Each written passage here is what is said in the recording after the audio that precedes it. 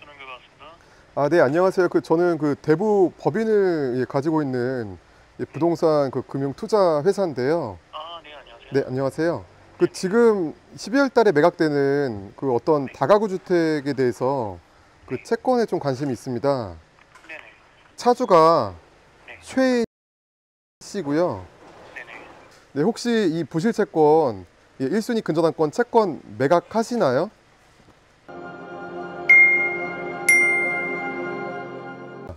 오늘 이제 여기 송파 가락동에 있는 다가구 주택 이제 임장을 앞두고 있잖아요. 네. 근데 임장 가는 목적은 여기 1순위 신협 채권을 우리가 얼마에 매입할까? 그냥 그 컨셉이에요. 네. 그러니까 결과적으로는 이 경매 낙찰가를 예상해서 그 이하로 우리가 채권을 매입해야 네. 이제 일정 부분 수익이 발생되겠죠. 네. 근데 이제 시세나 현장 조사는 이따가 그 현장에서 직접 한번 두 눈으로 탐문을 해보고 이 정보지를 보면 우리 이 우선수익권인 근저당권보다 네. 선순위가 될 수 있는 게 네. 뭐가 있죠, 대표적으로? 소액 임차인이랑 그렇죠. 그다음에 선순위 조세 채권 관련해서 혹시 뭐 당해세. 네네. 뭐 이 정도면은 그 공시가격이 한 10억 정도 이상이니까 재산세도 한 뭐 2, 300 나오고 뭐 만약에 다주택자에 의한 뭐 종부세라면은 네. 그것도 한 10억 정도면 한 6, 700 정도 종부세가 나올 수 있어요. 그러니까 보유세가 한 1000 정도, 그리고 2년치 보통 경매 사이클을 감안한다면. 네. 근데 뭐 선순위 세금이야 또 소액 임차인에 대한 배당 요구 어떤 신청 같은 거는 신협한테 다 물어보면 되긴 해요. 그러니까 협상할 때. 그래도 그냥 간단하게 좀 예측해 보자면 최초 근저당권을 기준으로 했을 때 그 소액 범위 안에 들어오는 사람들이거든요. 8, 9, 10, 뭐 11명 정도. 네네. 그래서 이게 요령 하나 좀 설명드리자면 분명히 이제 신고된 어떤 사건 서류 복사본을 근저당권자 담당자 가지고 있잖아요. 채권자. 그러면 이제 일정액이 나오잖아요. 예를 들어서 이 지역이 1억 1천이 소액이었고 일정액이 뭐 5천인가? 그러면 다 들어오잖아요. 보증금 네. 2,500. 그래서 그냥 표면적으로 보이는 그 합계가 선순위니까 할인을 요구할 때 조금 더 유리할 수 있어요. 이 합이 예를 들어서 뭐 한 2억 정도다. 그러면은 선순위가 2억이 존재하는 거니까 이 채권에 대한 할인이 좀 더 유리하겠죠. 네. 근데 실무적으로 배당 기일날 이 사람들 조금만 좀 체크해 보면 대다수가 1년 동안 월세를 납부 안 합니다. 그러니까 이제 이 보증금이라는 거는 그 월세에서 공제를 할 수 있는 부분인데 실제로 배당을 받을 때 40만 원씩 1년이면 뭐 500만 원 정도를 월세를 납부하지 않았기 때문에 2,500이 아니라 2,000이 될 수도 있는 거예요. 뭐좀 탐문해봐도 되고 보통 좀 뻔해요. 대부분 사람들이. 왜냐면 이분들이 후순위고 대항력이 없어가지고 보증금 회수를 불안해하기 때문에 또는 어디에 어떤 자문을 받아서 그냥 월세를 미납하는 경우가 대다수입니다. 그러니까 이게 그냥 배당기일 직전에 경매기에다가 배당 배제를 신청해도 돼요. 그러니까 채권자랑 협상할 때는 네. 표면적으로 보이는 선순위 소액 임차인의 일정액 합계를 바탕으로 2억 배당 받아가니까 2억 정도 뭐 할인을 해야 된다. 뭐 예를 들어서. 네네. 그리고 실제로는 우리가 수익을 더 극대화시키기 위해서 배당 배제 신청을 또 해요. 그러면은 막 감액됩니다.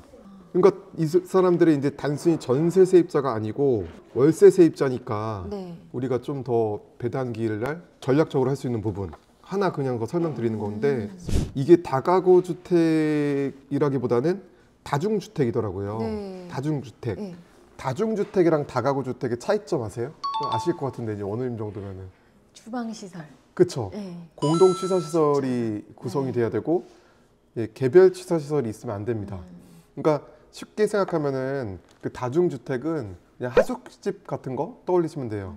근데 이제 가장 대표적인 위반이 개별 호실에 개별 취사시설을 다 만든 경우가 많아요. 편의상 네. 임차 잘 맞추려고. 그러면 엄밀히 따지면 주방시설 철거하고 해야 되는 작업이 필요하겠죠. 다가구 일단 그냥 대표적으로 다가구 주택을 검토할 때 반드시 이 전입세대 확인서는 뭐 물론이고 건축물 대장을 떼봐야 됩니다. 네. 아까 근데 건축물 대장 떼보신 것 같아요. 네. 그래서 위반이라는 걸 체크하셨고 아마도 이 지금 전보지도 나와 있는 이 전입세대 확인서를 떼보면은 19명 정도인가 여기 지금 전입자가 있어요. 네. 근데 이 건축물 대장에는 11가구니까 네. 이 8개의 호실은 사실은 그냥 불법적으로 그 점유해서 쓰는 거잖아요. 네. 그러니까 그 호실이 아마도 다 여기 지하 1층 그리고 1층에 거주하는 세입자일 겁니다.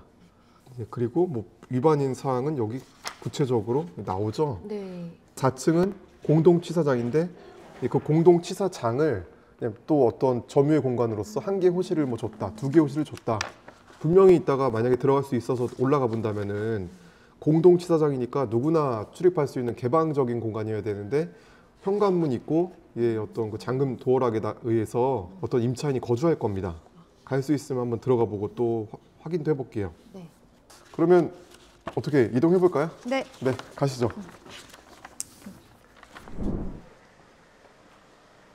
이거네요. 그러니까 지금 이게 일반적인 다가구가 아니고 그냥 다중주택, 공동취사시설이 하나만 있어야 되는 게 원칙이죠. 그리고 오면서 보니까 여기 가락동, 그래도 저는 이거 원룸촌이라고 생각했는데 바로 맞은편에도 그렇고 주변에 아파트도 은근 많이 존재하네요. 아파트가 주변에 많다? 그냥 우리가 생각하는 저번에 갔던 성남의 어떤 달동네가 아니다? 그러면은 좀 뭐가 좋을까요? 주변에 아파트가 많다? 안전할 거. 그렇죠. 뭐 방범도 마찬가지고 어떤 인프라가 다양하게 있으니까 생활 상권이 많이 형성돼서 편의적인 부분들도 굉장히 용이하다. 지하철역 이제 가까운 편이고 결국 이 다가구라는 거는 이건 뭐 다중주택이지만 대학가 근처나 주변에 직장이 많고 아니면 교통이 좀 용이해야 수요가 있는 거잖아요. 괜찮은 동네예요. 지금 이 동네 보니까. 그러니까 그 말은 즉 임차 맞추기는 쉽겠다. 그리고 지금 이게 총 원래는 11개의 호실, 11개 세대만 올 수 있는 건데 19개의 세대가 있다는 거는 아까 지하층, 예, 여기 지하층에도 이제 일부 전입자가 있는 거고 여기 1층에도 이제 전입자가 존재하는 거겠죠. 주차장은 좀 컨디션이 썩 좋지 않네요. 이게 다중주택으로 허가를 받으면 주차 대수가 좀 더 완화될 거예요. 그러니까 좀 호실을 더 많이 맞출 수 있는 거예요. 다가구 같은 경우는 0.8대인가 이런 0.7대인가 그 기준이 있고 다중주택은 좀 더 낮아요. 그래서 지하층, 1층 이 사무실인데 임차인으로 쓰고 있고 현재 지금 경매 감정가는 30억 정도 되는데 최저가는 지금 23억 8천이에요. 한번 유찰됐습니다. 혹시 원우님 이 일대에 다가구 낙찰가율 혹시 좀 조사해 보셨어요? 아니요. 저도 안 해봐서 여쭤보는 거예요. 근데 그 성파는 80% 정도는 될 거라고 봐요. 근데 그거를 이제 예측하는 게 중요한 겁니다. 제가 최근에 이제 관악구 많이 투자하고 검토해서 관악구는 낙찰가율을 정확하게 알아요. 그냥 70% 전후입니다. 그러니까 그런 기준치. 그냥 다가구라고 치고 다가구에 대한 시세 조사하는 방법을 몇 가지 소개를 해드릴 텐데 일단 기본적으로 평균 주변 동네 낙찰가율 그 부분을 생각하시고 두 번째는 아까 말씀드린 그냥 땅값으로 우리 토지 면적에 대입하는 방법. 땅값이 아까 제가 차에서 대충 여기 단독주택은 아마 한 3,500에서 4,000 다가구는 뭐 4,000에서 5,000 정도 될 거다 이렇게 말씀드렸잖아요. 네. 그러니까 여기가 지금 52.67평이니까 4,500만 잡아도 20억 초반 정도 되잖아요. 5,000 잡으면은 26억 정도 되는 거고 감정가 29억, 30억 땅값으로 대입하면은 뭐 25, 6억 정도 최저가는 23억 8천. 그러니까 이렇게 계속 비교를 하는 건데 땅값도 대입해보고 주변 낙찰가율도 대입해보고 인근 유사 매물 네이버 부동산에 있는 거 유사 매물에 대한 시세도 체크를 해보고 마지막으로 임대 수익률을 대입해서 내가 여기 임대사업자가 됐을 때 원하는 그 기준치에 들어오는지 그 다양한 것들을 종합해보면은 어느 정도 그 시세를 좀 파악할 수 있어요. 저번에 우리가 오피스텔 화곡동에 거기는 뭐 6%라고 했었잖아요, 사장님이. 네. 그 오피스텔은 서울 평균이 5%입니다. 뭐 이제 뭐 차이가 있겠죠. 끌어주고 뭐 내려주고 하는 지역별로. 근데 이제 다가구는 수익률이 또 다르잖아요. 다가구는 오피스텔보다 그 임대인 입장에서는 수익률이 높아야 될까요? 아니면 낮아도 될까요? 높아야 될 것 그렇죠. 같아요. 왜요? 유지 비용이 많이 들어요. 맞습니다. 실시간에 대한 어떤 공실률도 반영을 해야 되는 거고 유지 비용이 많이 들어가잖아요. 그래서 서울 평균 다가구 임대 수익률이 챗 GPT 치면 다 나와요. 7%. 서울 평균이. 근데 이제 구체적인 구로 따져보면은 송파구 다가구 평균 임대 수익률이 5%대래, 5%. 뭐 5.5라고 친다면은, 그러니까 이제 전체 평균은 7%, 이 송파는 역시나 땅값이 비싸니까 강남처럼 뭐 5.5%대다. 뭐 이렇게 이제 볼 수 있겠죠. 그러면은 이 경매니까 최소한 뭐 1, 2%를 내가 좀 더 욕심을 부린다. 그러면 예를 들어서 원룸에 대한 정확한 월세를 반영해서 여기 19개를 대입하고 서울 평균 7%를 대입하면은 그게 이제 낙찰가가 이제 예상이 되는 거고, 그거에 대한 검증은 땅값, 유사 매물, 주변 낙찰가율, 이 세 가지를 같이 대입하면은 좀 더 정확도가 이제 측정이 되는 겁니다. 그렇게 하면은 우리가 예상 낙찰가가 이제 뽑힐 거예요. 근데 그게 아마 이번에 최저가인 이 80%에서 뭐 한두 명이라도 들어오지 않을까, 그렇게 단순하게 예상을 한 거고, 그리고 이 채권은 1순위가 채권 최고액 18억이니까 그럼 원금은 얼마? 15억. 예, 15억. 채권 행사 권리 금액 뭐 전화해보면 알겠지만 그냥 한 16억대 정도 될 것 같습니다. 16억대. 예, 그러니까 지금 여기 1순위 우선 수익자가 채권을 파는 이유가 최저가 이번 회차에 대한 그 유찰에 대한 유찰 부담감, 뭐 그런 부분들. 만약에 유찰이 되면은 한 15억대로 최저가가 떨어지니까 무조건 이 은행보다 더 선순위 3억이 존재한다는 거를 반영하면은 12억만 배당을 받는다는 거예요. 만약에 그렇게 극단적으로 다음 회차 최저가에서 이제 매각이 됐을 때. 그리고 이제 또 연말이니까 올해 연내에 이 채권을 팔아서 현금화를 시키자. 그러면은 은행 입장에서는 대손 충당금 같은 것들이 묶여 있다가 사업을 위해서 자금으로 활용할 수 있으니까 훨씬 더 이익이죠. 이 부재 채권이 고정으로 분류가 되면은 은행에서 그 대손 충당금을 20% 적립해야 됩니다. 보유금으로. 그러니까 이제 15억이면은 3억 정도 되는 큰 돈이 묶여 있으니까 채권을 팔면 3억으로 또 어디 대출을 해줘서 여신을 해주니까 또 어떤 뭐 수익이 발생되는 그런 뭐 장점 때문에 채권을 팔 수도 있다는 거예요. 그래서 그 일단 우리가 월세를 정확하게 체크하고 그걸로 낙찰가율을 따져보고, 그 다음에 그 이하에서 우리가 원하는 어떤 투자 수익률을 뭐 한 20%로 잡는다. NPL 보통 한 20% 나오니까 그럼 마지막으로 최종적으로 얼마에 매입하겠다라는 기준이 나오겠죠. 일단 안에 실내를 좀 볼 수 있다면은 안에 컨디션도 좀 잠깐 방해가 되지 않는 선에서 좀 들어가서 임장도 해보시죠.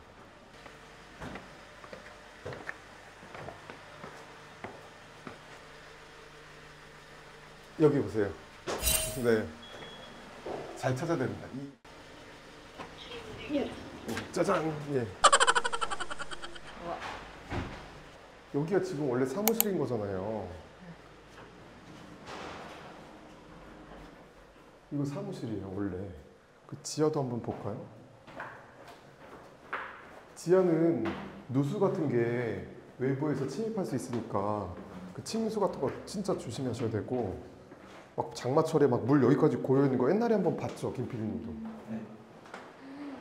하나, 둘, 보일러실 셋, 네 개. 지하에 4개 호실. 반지하죠, 반지하. 정확히 따지면은 저 그라운드 레벨 기준으로는 지하 4개 호실, 1층도 4개 호실. 근데 이거 되게 구조가 3명이 어느 날 동시에 출근하다가 동시에 다 문 열면 민망하겠어요. 셋 다 문 탁 열면. 그리고 제일 궁금했던 게 4층은 공동취사시설. 그런데 보세요. 공동취사시설이 없고 다 호실이잖아요. 405호까지. 그러니까 이게 이제 불법적인 부분들. 세입자 더 맞추는 거. 마지막 옥탑층.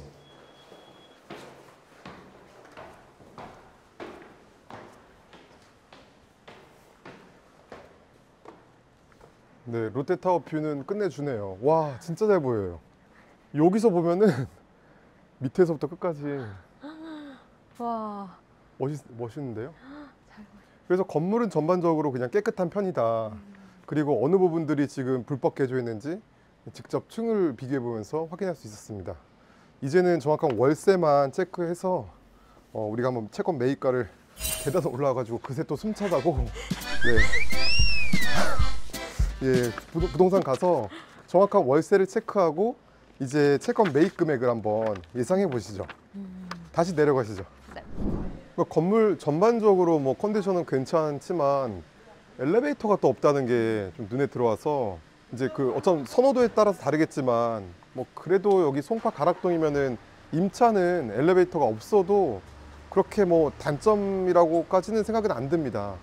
그래서 경매 결과도 그냥 일반적일 것 같은데 지금 부동산에 조사해 본 결과 원룸은 보통 건물이 이제 깨끗하다라는 그냥 전제하에 1000에 70만 원 정도, 투룸은 2000에 90만 원 정도 수준이래요.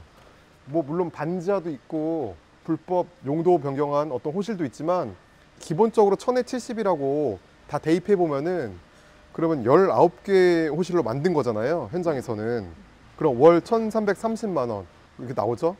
뭐 30만 원 뭐 그냥 우수리 떼고 절삭하고 1300만 원으로 그냥 계산하면은 연 1억 5600을 아까 우리가 가정했던 7% 정도는 바라보고 경매로 들어간다. 그러면 경매 낙찰가는 한 24억 정도 되는 거예요. 왜냐면은 1억 9천 보증금을 나중에 회수하니까. 그러니까 지금 제가 단순히 봤을 때 이번 회차에는 낙찰이 된다. 그냥 그거에 대한 검증이 좀 어느 정도 됐다고 보고, 그럼 채권은 원금 15억에 연체이자가 한 1억 5천 정도 붙어서 16억 5천이니까 그러면은 결국 그 선순위 3억을 해도 이번에 낙찰되면은 채권 회수가 100% 되잖아요. 그래도 판다니까요.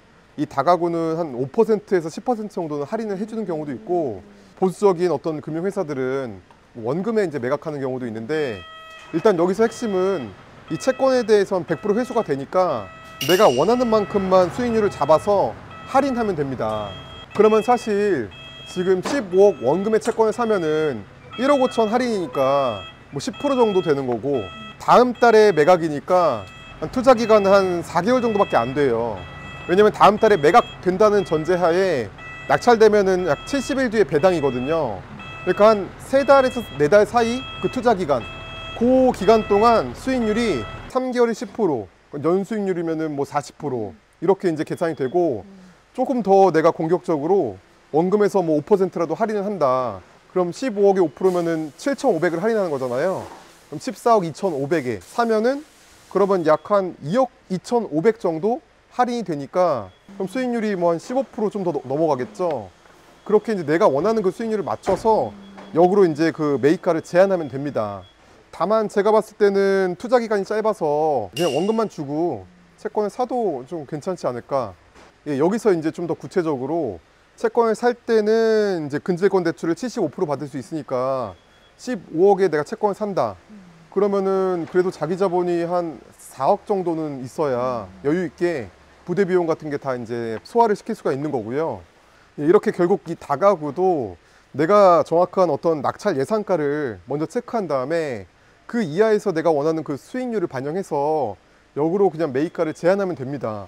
그거는 궁금했었어요. 네. 근데 알아보긴 했는데 이행강제금 관련해서 좀 궁금하실 것 같다 네. 해가지고 오면서 그 네. 구청 담당자한테 전화했거든요. 네. 근데 소유자 아니고서는 절대 안 되고, 그리고 네. 낙찰 그 경매 때문에 그러시는 거죠 하는 거 보면 전화가 많이 간 것 같아요. 그래서 이제 낙찰이 되고 나서야지 알 수 있다고 하고, 어쨌든 주거 32제곱이면 좀 큰 편이에요 이렇게 말씀을 하셨거든요. 32제곱미터, 네. 한 10평 정도. 예, 예. 그 작은 편은 아니에요 이러시더라고요. 주변에 몇 가지 그 사례가 있잖아요. 당장 우리 김 PD님 그 송파 그때 찍었던 그 다세대 주택도 그게 한 20평 정도 됐는데, 물론 뭐 위반에 대한 그 범위 따라 적용하는 요율이 다르긴 한데 20평짜리가 연 한 뭐 1,000만 원대 정도, 1,500 정도 이행강제금이 부과가 됐어요.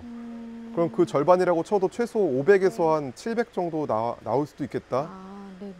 그게 이제 매년 부과가 되는 거죠. 네. 서울은 2회, 그리고 또 경기권은 1회, 이렇게 지역별로 이행강제금 부과 횟수도 다르고요.